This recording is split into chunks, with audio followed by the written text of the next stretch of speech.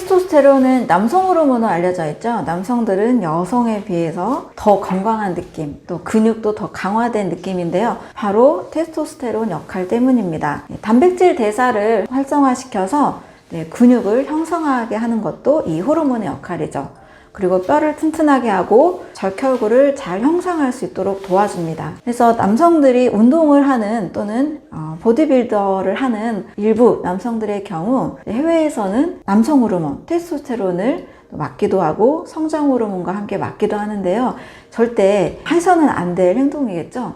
그래서 근육을 강화시키고 뼈를 튼튼하게 하고 적혈구, 에너지를 증가시키는 것 때문에 그런 일들도 일어나는 것 같습니다. 세 번째로는 사고력을 강화시키는 것으로 알려져 있습니다. 혈액 뇌 장벽이라고 하는 BBB라는 장벽을 이 호르몬이 잘 통과하기 때문에 뇌 기능도 강화되고 에너지 대사도 증가하고 동기부여가 되고 또 사고력이 강화되는 이런 모습도 나타나게 됩니다.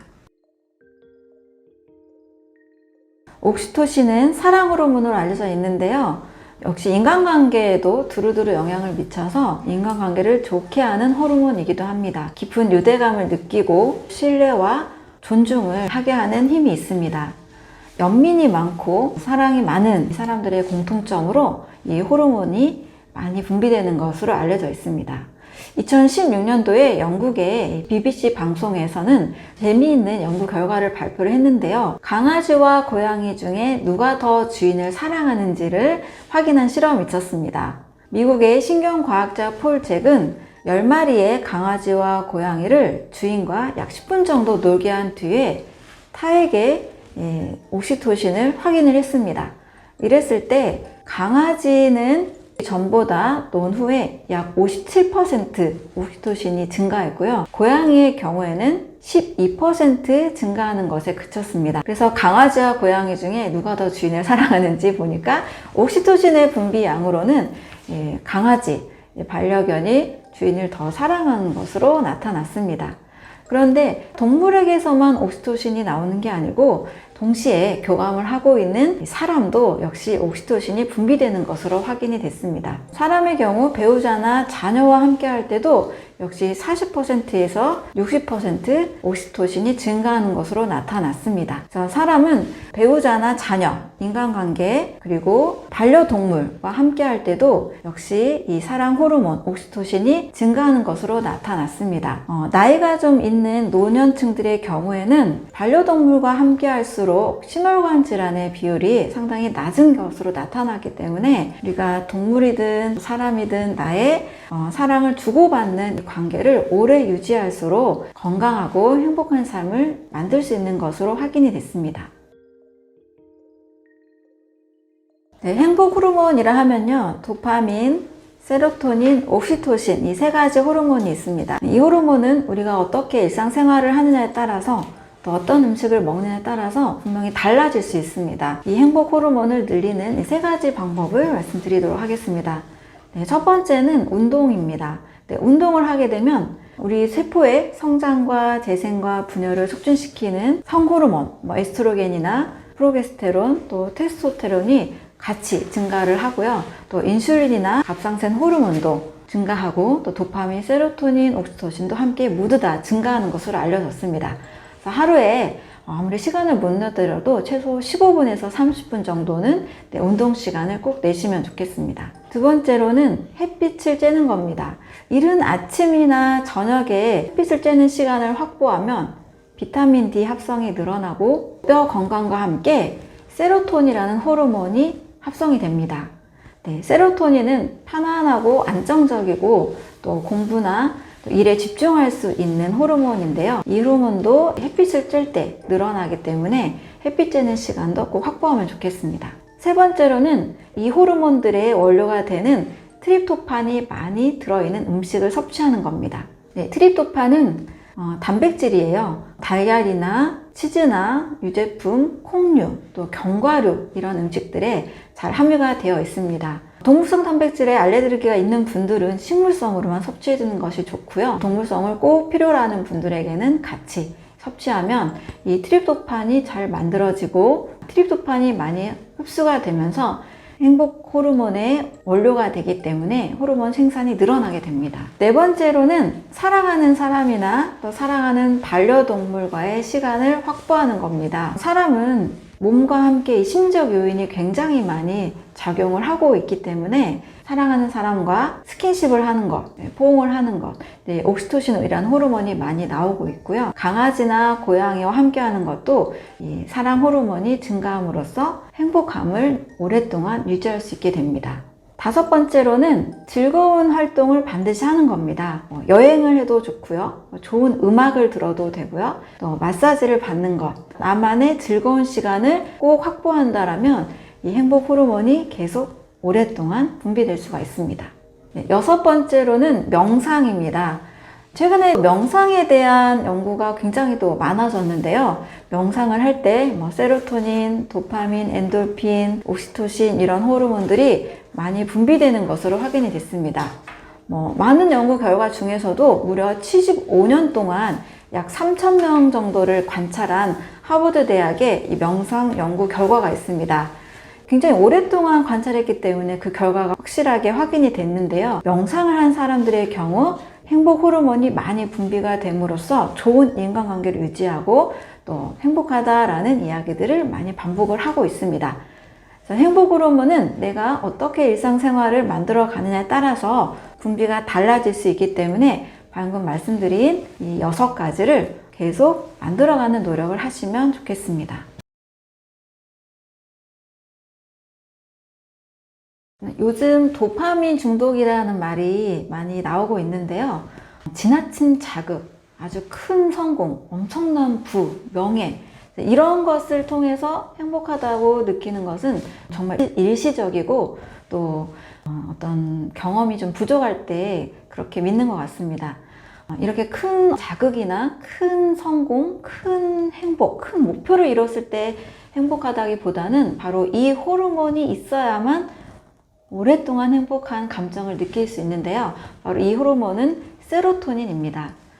세로토닌은 굉장히 편안한 상태, 또 안정적이고 집중된 상태를 만들어주는 호르몬이에요. 그러니까 일상생활을 할 때 매일 너무나 지나친 자극만 오면 사실 좋을 것 같은데 결코 좋지 않습니다. 그게 도파민 중독이라고 요즘 많이들 이야기하고 있죠.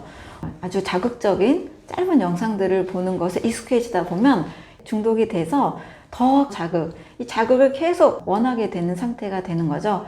그래서 어떤 도박이나 어떤 중독적인 그런 것을 쉽게 끊지 못하는 이유가 되기도 합니다. 그런데 세로토닌은 그렇지 않습니다. 아주 안정적인 상태, 기분이 편안한 상태, 집중과 몰입을 하게 하고 일과 공부를 지속적으로 행복하게 만드는 힘이라고 할 수 있습니다. 일상생활에서 오랫동안 행복감을 느끼고 싶다면 바로 이 호르몬에 집중을 해야 되는 거죠. 이 세로토닌은 우리에게 몸으로는 안정적인 수면, 호흡, 또 소화, 배설, 대사, 또 에너지 활동들을 안정적으로 유지시켜 줍니다. 그래서 세로토닌이 너무 부족할 때는 우울증이나 불안이나 또 어떤 도박, 중독에 또 빠질 수가 있기 때문에 어떤 자극적인 도파민, 엔도핀 이런 호르몬보다도 세로토닌이 많은 몸을 만드는 것이 중요하겠습니다. 근데 이 세로토닌을 형성하려면 우리가 꼭 알아야 되는 것이 바로 장 건강입니다. 예전에는 뇌에서 세로토닌을 만드는 것으로 알려졌었는데요. 최근 연구 결과들은 장에서 무려 95%를 만드는 것으로 알려졌습니다. 그래서 장이 건강하지 않은 사람들의 경우 우울증이 생기기도 하고 다양한 뇌 질환이 올 수도 있습니다. 장이 튼튼해야 행복도 그리고 온몸의 건강도 같이 유지가 된다는 거죠. 이 장 건강에는 바로 이 영양소가 굉장히 중요합니다. 섬유질이죠. 장 내에 많은 미생물들의 먹이가 되기도 하고 또 변비가 생기지 않도록 만들어주는 것이 바로 이 섬유질입니다. 그리고 트립토판 성분이 세로토닌 호르몬의 원료가 되기 때문에 트립토판이 많은 음식도 좋습니다. 바나나, 호두 같은 견과류에 이 트립토판 성분이 많이 들어 있습니다. 또 비타민 B6도 이 세로토닌 합성에 굉장히 중요한 성분으로 알려져 있는데요. 양배추나 아보카도, 녹두나 렌틸콩 같은 이런 음식들에 많이 함유가 되어 있습니다. 이 세로토닌을 급격하게 감소시키는 상황들이 있는데요. 바로 스트레스를 많이 받았을 때 콜티솔이나 노르아드레날린 같은 이런 호르몬으로 인해서 세로토닌이 굉장히 분비가 줄어들기도 합니다. 따라서 스트레스도 잘 관리할 때 계속 지속적인 세로토닌 분비로 인한 행복감, 안정적인 기분, 편안한 상태를 잘 유지할 수가 있습니다. 사람은 하루 24시간을 살고 있는데요. 이 24시간에 맞는 우리 몸의 리듬 주기가 있습니다. 아침에 일어나면 하루 동안 여러 활동들을 해야 되고 위험에도 대비해야 됩니다. 그래서 아침 6시에서 8시 사이에는 적당한 활동들을 대비할 수 있는 콜티졸이라는 호르몬이 나와서 위험에 잘 대비할 수 있도록 도와줍니다. 하루 동안에 어떤 일이 일어날지 모르잖아요. 다양한 일들이 일어나고 있죠. 그리고 낮에 이렇게 잘 활동하고 나면 밤이 되면 나오는 호르몬이 있습니다. 밤에는 또 다음날 잘 활동할 수 있도록 우리 몸을 회복시켜주고 잘 쉬어주고 또 건강한 세포들이 잘 만들어져야 되는데요. 바로 멜라토닌 호르몬입니다. 멜라토닌은 밤 10시에서 새벽 2시 사이에 가장 많이 분비가 됩니다. 그러니 늦게 잠들수록, 특히 새벽에 잠들수록 이 멜라토닌 호르몬이 나오지 않기 때문에 몸이 회복이 되지 않고 또 깊은 잠을 잘 수가 없게 되는 거죠. 그래서 꼭 12시 이전에는 주무시는 것이 필요합니다. 멜라토닌 호르몬은 밤에 나와서 이 성장 호르몬과 함께 건강한 세포들로 재생하고 분열될 수 있도록 도와주는 역할을 합니다. 또 사람의 몸은 날마다 암세포가 생긴다고 하죠. 5,000개 암세포가 생기는데 이것을 잘 해결하기 때문에 암에 걸리지 않는다. 이렇게 많이 알고 계신데요. 바로 이 멜라토닌 호르몬이 나올 때 건강한 세포들을 잘 만들어지고 또 암세포 같은 돌연변이 세포들이 제거될 수 있는 환경을 제공합니다. 그러니 멜라토닌 호르몬이 잘 분비되고 또 잘 나와야 잠을 잘 자고 잘 회복할 수 있는 우리 몸의 환경이 준비가 됩니다. 멜라토닌 호르몬이 잘 나오지 않게 되면 당연히 숙면을 할 수가 없게 되고 그 결과 컨디션이 좋지 않고 면역력도 떨어지고 또 병에 잘 걸릴 수 있는 환경이 됩니다. 어떤 분들은 난 음식을 잘 먹었는데 또 운동을 했는데 왜 건강하지 않느냐라고 이야기하시는 분들이 계신데요. 이런 분들의 경우 내가 얼마나 잠을 잘 자고 있는지도 꼭 확인이 필요합니다. 그래서 숙면하는 것 굉장히 건강에 중요한 요소가 될 수 있습니다. 어떨 때 이 멜라토닌이 잘 부족해지냐면 밤 늦게까지 빛이 밝은 이런 환경들이 원인이 될 수 있습니다. 인체는 낮과 밤에 나오는 호르몬이 다른데요. 요즘은 밤까지도 굉장히 환한 환경을 만들 수 있잖아요. 빛이 계속 밤까지 유지가 되면 우리 몸이 아직 낮인 줄 알고 멜라토닌 호르몬이 잘 나오지 않습니다. 그래서 밤에는 좀 어둡게 또 빛도 좀 조절을 하는 환경도 필요하고요. 또 너무 액티베이션 되는 환경, 지나치게 저녁까지 운동을 한다거나 밤늦게까지 먹는다, 과식을 한다, 야식을 한다 이런 것도 멜라토닌 호르몬이 부족해지기 쉽게 됩니다. 또 만성적으로 오랫동안 지나친 스트레스를 받을 때도 몸이 쉴 수 있는 환경이 잘 만들어지지 않아서 이 호르몬이 부족해지기 쉽습니다. 또 과도한 약물 사용도 마찬가지인데요. 아스피린이나 글루코콜티코이드 같은 스테로이드제, 베타 차단제 이런 약물들이 멜라토닌 호르몬을 부족하게 만들기도 합니다. 이것을 방지하기 위해서 멜라토닌이 잘 합성되려면 낮에는 햇빛을 잘 쬐서 세로토닌이 잘 만들어지는 환경을 갖추면 좋습니다.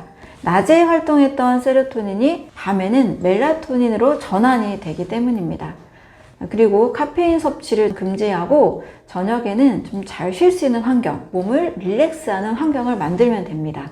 저녁 운동은 삼가해 주시는 것이 좋습니다. 모든 활동들을 빠르면 7시, 저녁 8시까지는 몸을 활발하게 하는 활동들을 멈춰 주시고 저녁 8시 이후에는 빛도 좀 어둡게 또 몸을 이완시키는 활동, 릴렉스하는 이완된 스트레칭이나 호흡, 명상 이런 것들이 멜라토닌 합성에 도움이 될 수 있습니다. 운동이 좋다고 너무 밤늦게까지 운동하시는 분들 계시는데요. 너무 늦은 운동은 멜라토닌 합성을 줄이기 때문에 꼭 자제해 주시면 좋겠습니다.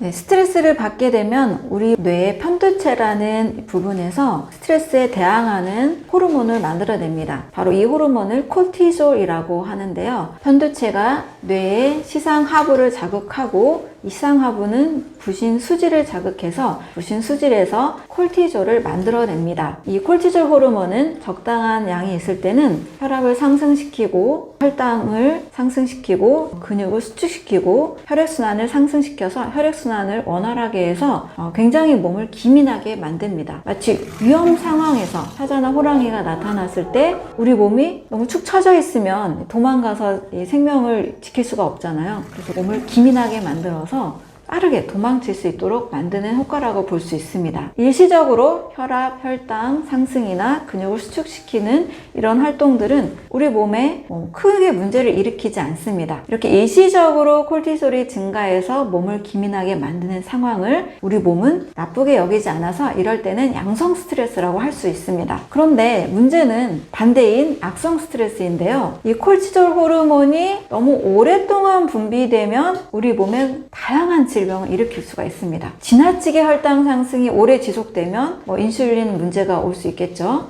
또 혈압도 너무 오랫동안 계속 상승해 있고 근육도 너무 오랫동안 수축해 있는다라면 몸이 제 기능을 할 수 없습니다. 이렇게 오랫동안 콜티솔이 분비되면 몸은 소화불량이나 심혈관 질환이나 두통이나 근육통이나 수면장애, 체중 증가, 근육 감소 여러 증상을 일으킬 수 있는데요. 바로 만성 스트레스, 또 악성 스트레스라고 볼 수가 있습니다. 스트레스라는 것은 적당한 스트레스는 필요하고요. 몸에도 적당한 긴장감을 주는 것은 건강에 문제가 되지 않습니다. 악성 스트레스, 너무 오랫동안 부정적인 상황, 힘든 상황이 지속될 때 우리 몸에 악영향을 미칠 수 있기 때문에 반드시 부정적인 만성적인 스트레스 상황은 꼭 극복을 하시는 것이 좋습니다. 내 몸의 상태를 알고 내가 환경도 만들어가는 것이 필요합니다. 너무 힘들게 하는 어떤 관계나 너무 힘들게 하는 직장이나 환경 이런 것들은 반드시 우리가 이 상황들을 조정을 해서 내 몸이 나빠지지 않도록 만들어가는 것이 필요하다고 할 수 있겠습니다. 갑상샘 호르몬은 우리 몸의 엔진이라고 할 수가 있습니다. 우리 몸은 적당한 에너지를 받아서 에너지 대사를 통해 호흡과 혈액순환과 에너지 영양소 흡수나 대사 등 모든 신진대사를 해야 되는데요. 바로 갑상샘 호르몬이 적당할 때는 에너지 신진대사가 제대로 이루어지지만 많거나 부족할 때는 다양한 문제가 올 수 있습니다. 갑상샘 호르몬이 너무 부족할 때는 굉장히 우울하기도 하고 신체가 무기력하기도 하고 또 유난히 피곤하고 감기에도 잘 걸리고 또 추위에 굉장히 민감해지고 이런 다양한 에너지 대사가 잘 안 일어나는 증상들이 일어날 수가 있습니다. 또 이럴 경우에 여성분들은 임신도 잘 되지 않고 또 콜레스테롤도 너무 많이 상승하고 또 월경정 증후군, PMS라고 하죠. 이런 증상도 잘 일어나기가 쉽습니다. 반대로 이 갑상샘 호르몬이 너무나 많을 때는 또 반대의 현상이 일어납니다. 엔진이 거의 1.5배, 2배속으로 빠르게 돌아간다고 생각하시면 돼요. 그래서 추위보다는 더위를 못 참게 되고 호흡이 가빠지고 아무리 먹어도 살이 찌지 않는 이런 모습으로 나타나게 됩니다. 갑상샘 호르몬은 T3, T4라는 호르몬이 있는데요. 이 아이오다인의 개수가 3개일 경우에는 T3가 되고 4개일 경우에는 T4가 됩니다. 갑상샘 호르몬이 부족해지거나 너무나 많이 일어나는 것의 원인은 바로 요오드 때문입니다. 요오드 함량이 최근에는 너무 많아서 문제일 경우라고 생각했는데요. 그 반대인 부족해서 문제가 되는 경우로 최근에 다시 정정이 되기도 했습니다. 한마디로 일본 같은 경우 또 우리나라의 섬지역 같은 경우에는 해조류 음식을 많이 먹다 보니까 요오드 함량이 충분해서 갑상샘의 문제가 별로 일어나지가 않습니다. 그래서 요오드 함량이 충분한 식사를 할 때 미역이나 김 등 해조류 섭취를 원활하게 할 경우 그리고 천일염이 많이 들어있는 된장이나 젓갈이나 쌈장 같은 것들을 많이 먹을 때에도 이 요오드가 함유된 소금이 섭취하게 됨으로써 갑상샘의 기능에 별로 문제가 되지 않습니다. 그래서 요오드 함량을 충분하게 먹는 식사 이것이 갑상샘 기능 저하를 예방하는 결과라고 할 수 있습니다.